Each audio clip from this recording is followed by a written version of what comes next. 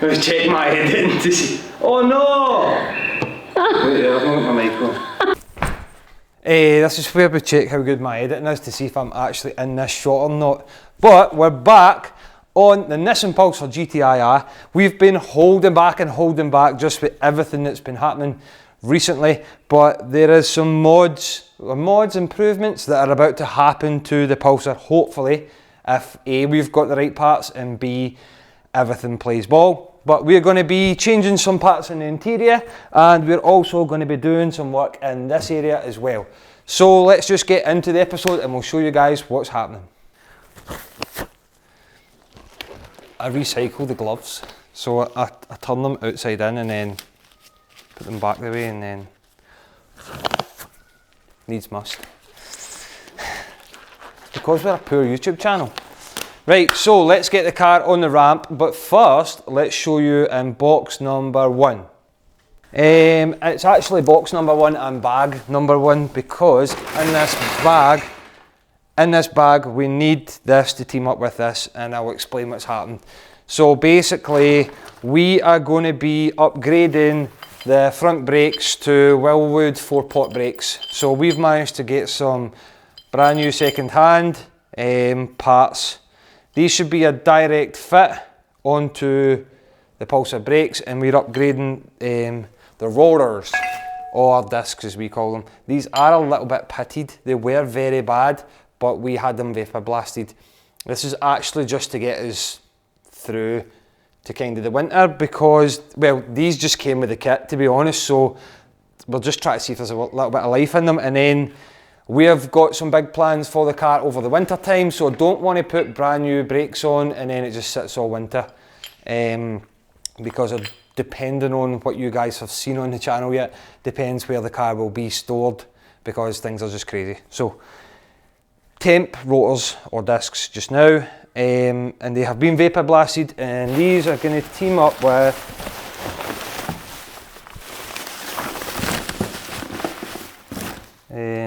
this box of bits. Wilwood 4-piston calipers, and these have green stuff pads in them as well, which hopefully should be bedded into the disc. I'm hoping all the parts are here, but something tells me they are not, and that could screw us. But you can see they're a little bit worn in places. I will actually refurbish these, but again, I'm going to wait until I do the back, because the whole back end is coming off this car during the winter, and we're going to powder coat everything. So I'm going to powder coat maybe even the front as well. So we're going to do all that in a winner, and we'll clean all these brakes and that up. So I just want to fit them for you guys just now, really, first. And they come with kind of braided lines, which aren't the best, but they hopefully will do. I always said if the car behaved, we will fit new parts. And then later in the episode, we've got part number 2, which is an interior job, and it's going to really set the car off. So we're going to do this first though, and then we'll jump onto that later. First job is to remove the old brakes. I fitted these brakes back when I was an apprentice, but in many ways working on these old cars, I'll always be the apprentice.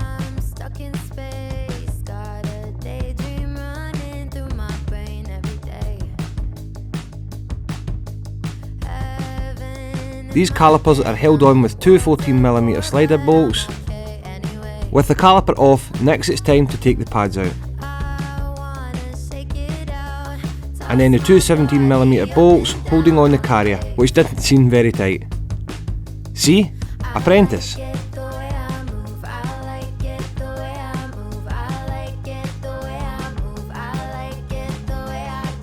You can see there's not many miles on these brakes, and I'll be keeping them for spares. And now it's time to fit the Wilwoods.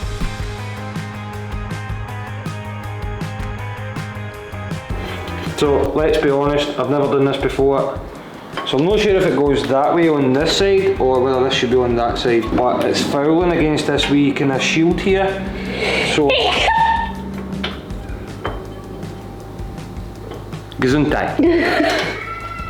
So I'm thinking that it must go on this side.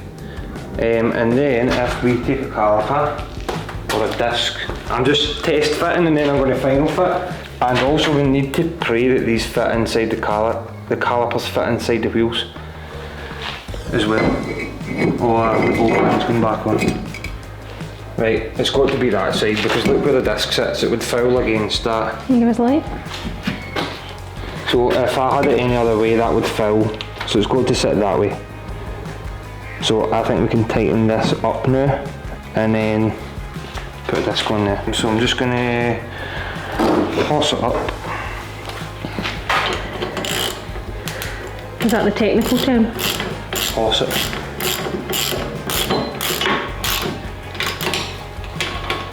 I don't think it can be as straightforward as this.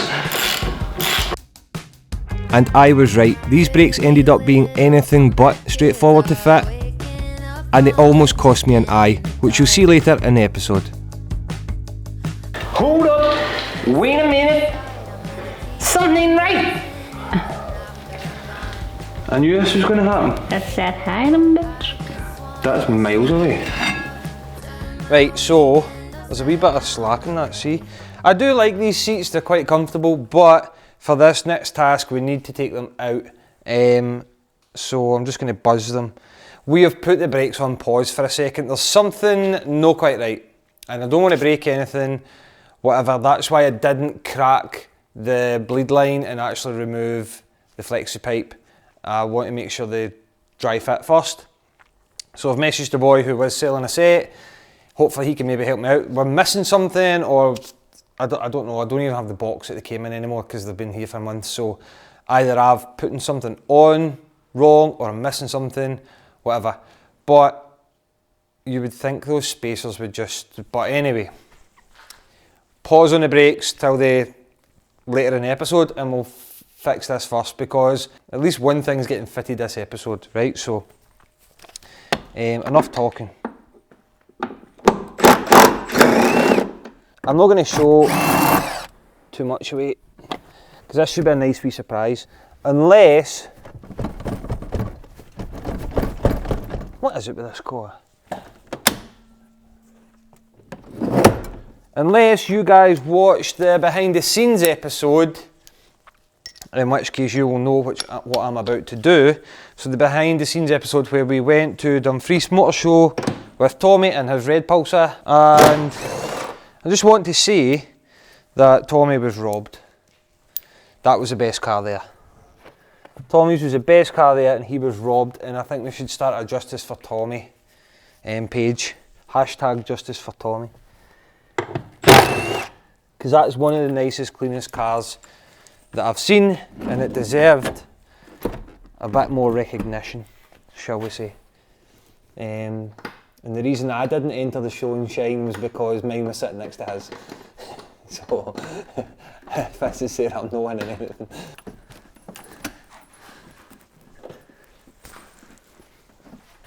And out comes the next one.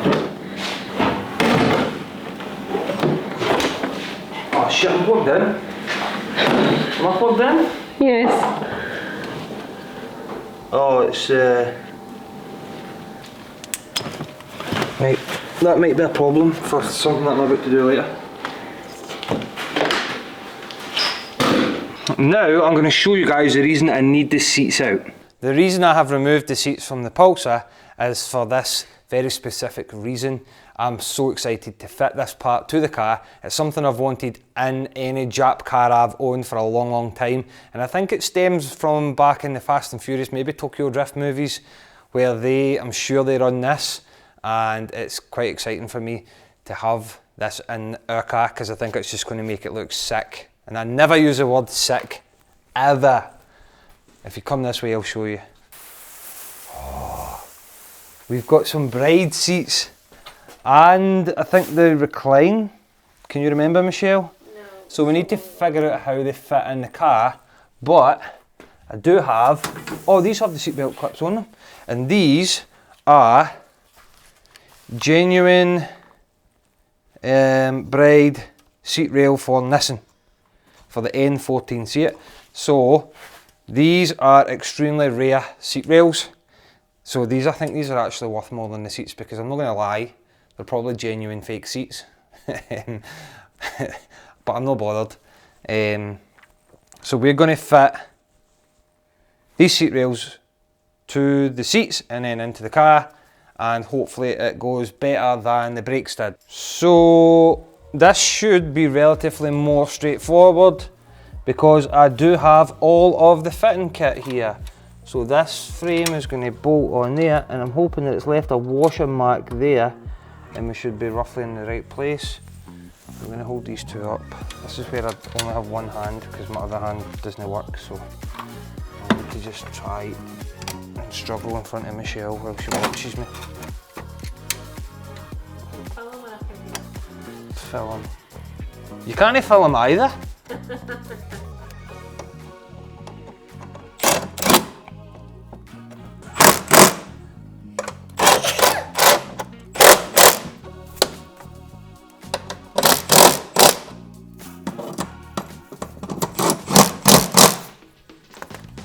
And then what I'm going to do is I'm going to pop it in. I'm not going to show you guys the finished results until both are in and it's sitting nice. One seat in. Don't know how I feel. I think I've maybe got it right. And the good thing is, which I was worried about earlier, these have actually came with the seat belts attached as well, so I don't need to transfer them over. But I think I've maybe got the distance right. Let's see if the door shuts. Let's get the driver's seat in. Got Michelle's jumper on just because I've got a wee bit of a dirty bum. I've soiled myself. It's first fit. It's a bit of a shame that it's still up because we've managed to fit the seats and we've not finished the brakes yet, but I think, how do you think they look first? Go round, Michelle. I think they look good. I think they go good because of, look at this now, this is just like, it's a bit of a happy coincidence because we've got the white bride with the red logo, and then we've got our logo on the back window here. So they kinda tie in there, and because we've got black on black and they're not too dissimilar from the back, so they don't look like in your face out of place.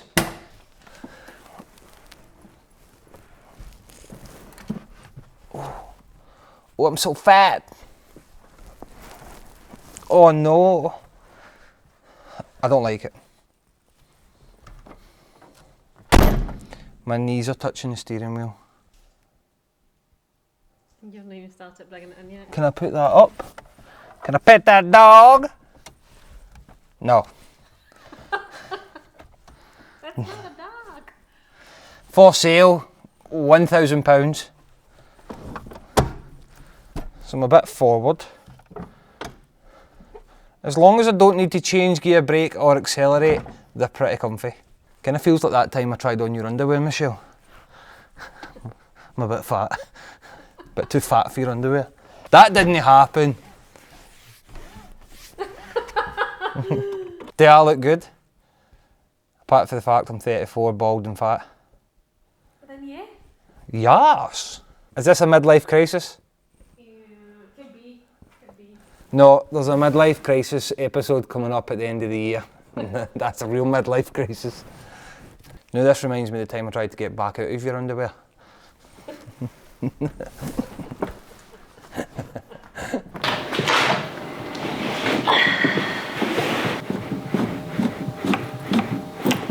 Whoa. Yeah, that's okay for me. My car. Your car? My car. I'm not buying it. You owe me a car. I owe you a car. You took my car. Have you figured the brakes out yet? Thanks. Do we need to be that close, Davey? Is it bad? It's just like a... So to explain, that's a perfect circle from a 17mm socket, because we're back on the Pulsar. Oh, it's still the same episode. I'm maybe concussed.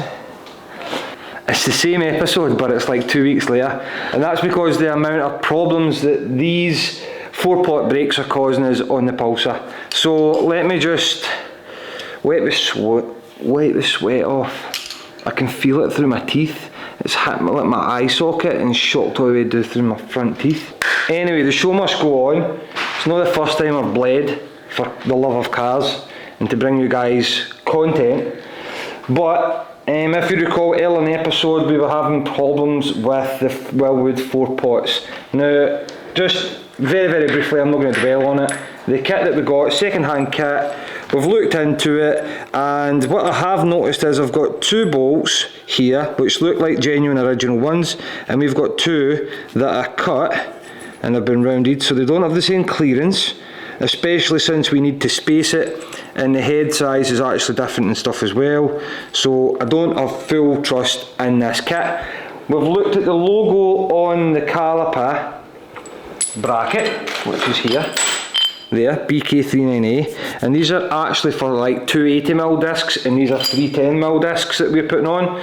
So I think that might be the issue. These brakes don't actually fit this car. Well, they do, it's just, you know, these discs. And the Scottish term is fannied it up, so, oh, that's getting bigger as I speak, I can feel it. So I have a solution, and I have ordered, also, I've not got my microphone on, so I apologise if this wee bit of audio is terrible, but the kit that we had 3 one size, and then one that's the wrong thickness and the wrong width and stuff, so it didn't tie in. So what I have done is I have measured these, and I have got new ones. These, they might be a wee bit thinner, they are thinner, definitely thinner, which I don't really like, but they are a slightly better length, which will give us a tiny bit more clearance, and if we need to space it with a washer, we can combat that with some new studs or bolts. There. So, and I've not just risked this, I've made a calculation and I've measured everything. So I've got new bolts, but I've bought bolts in 3 lengths, just in case we need to space it for whatever size. So these are all slightly different lengths. It's to make sure we're getting enough bite out of the bolt, basically. So the problem I was having with the bolts that were cut is that when they went into the carrier, they were only going in a couple of threads, and we need so much clearance, you kind of want a third, or so we need it to go in a bit more than 2 threads, and I'm not risking that on brakes. It's just not worth it. So we've got the new bolts, and the pack that I have burst, to show you, is the same as an uncut bolt. Same head size, same thread size, everything.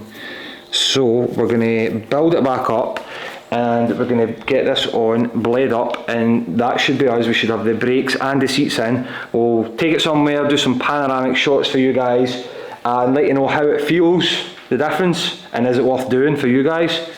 And then that's this section done on the Pulsar again.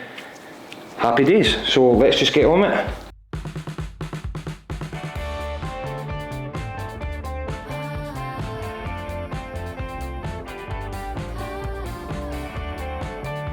And what I'm doing is, I'm checking in here, and we've got 0.5, half a mil clearance, more there actually.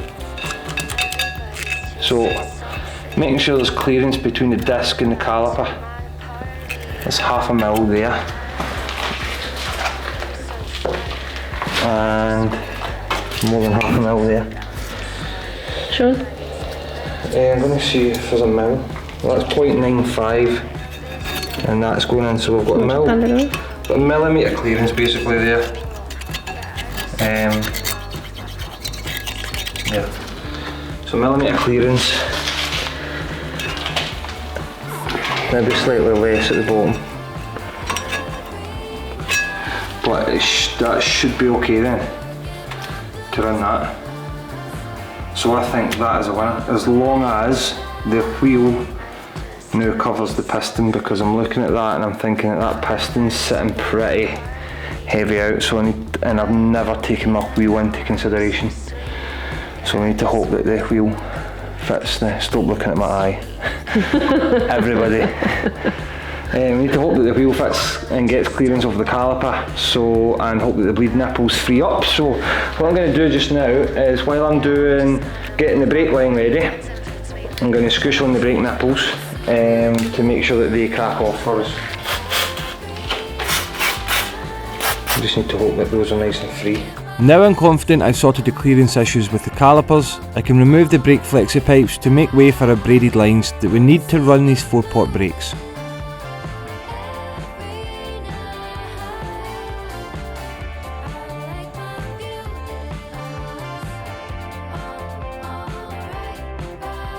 One end screws into the back of the caliper and the other up to the steel brake line.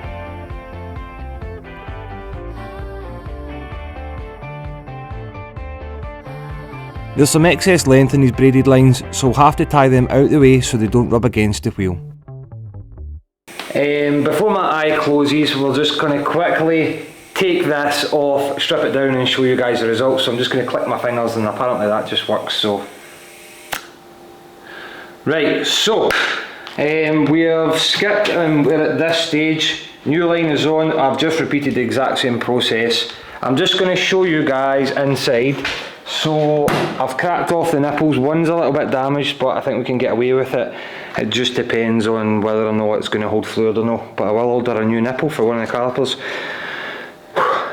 These calipers have 2 nipples each, an inside and an outside, so I'll show you that when we bleed it. But I have been jamming the brake pedal with a lever here to stop fluid from pouring out, just to save it while I'm changing the pipes over. So I'm going to take this away now, fill up the reservoir, crack the nipples and see if we can get some fluid to gravity bleed through. And then I'll get Michelle inside working the pedal and we'll see if we can get these brakes working. And then hopefully the wheels fit over the calipers or everything needs to come back off, because I still haven't checked that. So I've managed to get the other side to bleed, but it's not quite bleeding properly, and I'll explain why.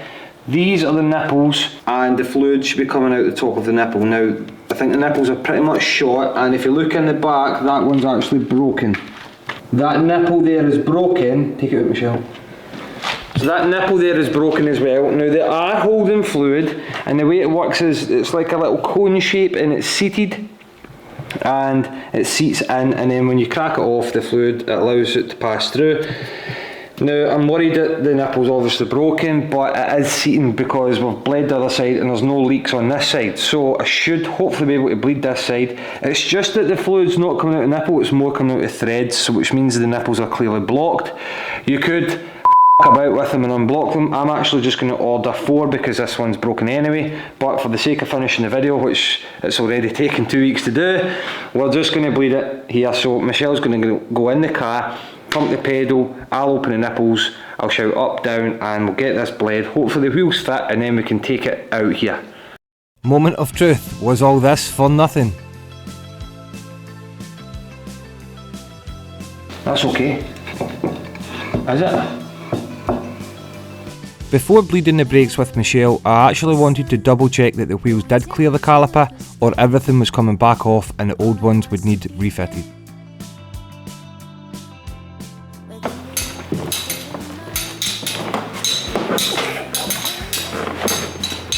Are you ready? Yeah. How's the seats? It's like a giant hug. Just bump it a second.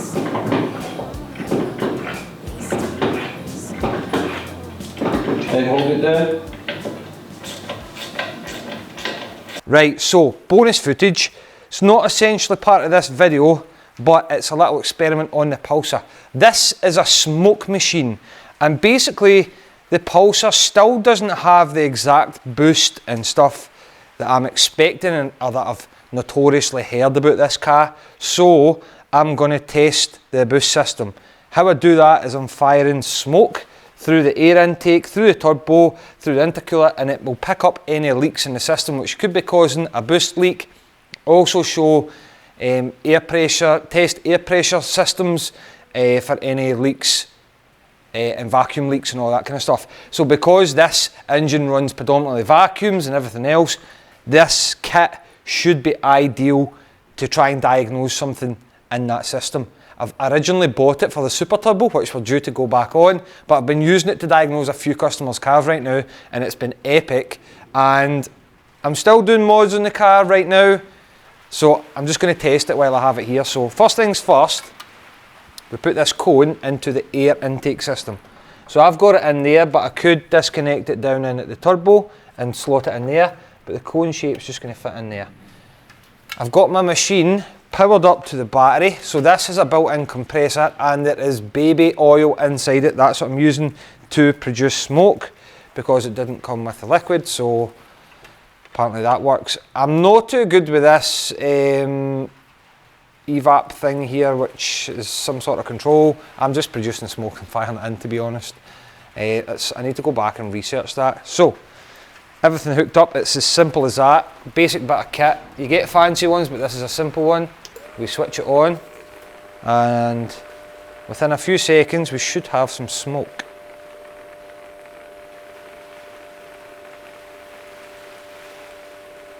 Here it comes. So what we're going to do now, I'm just going to let the smoke build up, and it should actually pressurise the system so that you can actually find finer leaks. I've used it a couple of times and it's shown some huge boost leaks or huge air intake leaks in a cracked manifold and stuff. But if it's a finer leak, it might take until the pressure builds up a little bit to show the leak. So with the cone in place, I'm just going to put my smoke in there and we will see if there's any issues. I'm just going to leave that and we're just looking for any smoke to arise in the system. I can see smoke. There's smoke coming. There's smoke coming there, look. There's smoke coming from somewhere. Where's it coming from? Watch it, watch it. Can you? I don't know if you guys can see it, but oh, is that coming out of there? Right, watch it, Michelle, to see. Can you guys? I don't know if you guys can see the smoke. It's coming from there. It's coming right under there. Is it phone? Or it's a burst intercooler. Because that's a fuel line. That one there is fuel. When I removed the intercooler, I found something the apprentice Paul messed up again. The adjuster for the Jubilee clip has burst the intercooler. An apprentice mistake for sure. And you can see by individually testing the intercooler how much boost pressure we're losing through this. Do you know why that is? There's supposed to be a bracket for the intercooler to sit on. So that's a part of the bracket there. And there is another bracket, but I think I've got pieces missing. So I've just always sat my intercooler on. And basically, obviously, it's rubbing against that. So I'm losing boost pressure through that constantly. The good news is, if there is a silver lining, is that I do actually have a spare intercooler. But I think, see, because there's so much heat soak happening in here, I mean, this engine gets really warm, and because there's so much heat soak, you are better moving to the front mount intercooler. I've heard there is a significant just make sure my light wasn't on, making sure there's, I've heard there is a significant difference, but I don't want to core holes to run the piping for the front mount intercooler, so the other option is to clock the turbo. And if you don't know what that means, it's basically if your turbo's pointing this way, you're going to clock it round a clock. You're just basically turning the position of the turbo. So if you clock the turbo, you can get a kit that fits without drilling holes and then rings and stuff. I want to keep the car as original and as whole as possible. So this test is going to be from the air intake through to the turbo. There is an actuator, it's like stars in your eyes in here. There is an actuator and vacuum line on that, so we're testing to there. Then we'll test directly into the inlet manifold, and basically that will test all the vacuum lines in there. So we've got 2 tests. Tonight, Matthew, I'm going to have a working Nissan Pulsar. It's queefing.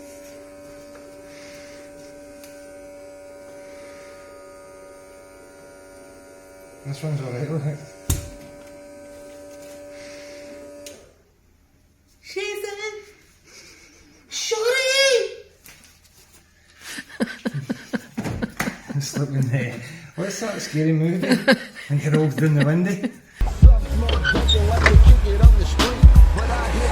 Shorty, I know you ain't driving without no papers. I got papers, blunts, bongs, all the ingredients.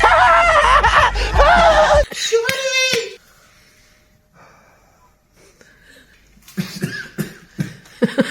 Back to work now. Before fitting the new intercooler, which does have the bracket I previously mentioned, I fitted the injector clips that I've been missing for 8 years and have been sitting in my garage for the past few months. And then it's on with the leak-free intercooler, making sure I don't bust this one.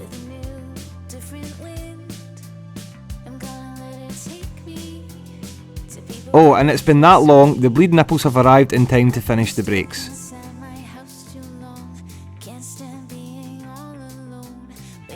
And it's finally done. Time to practice some cinematic shots.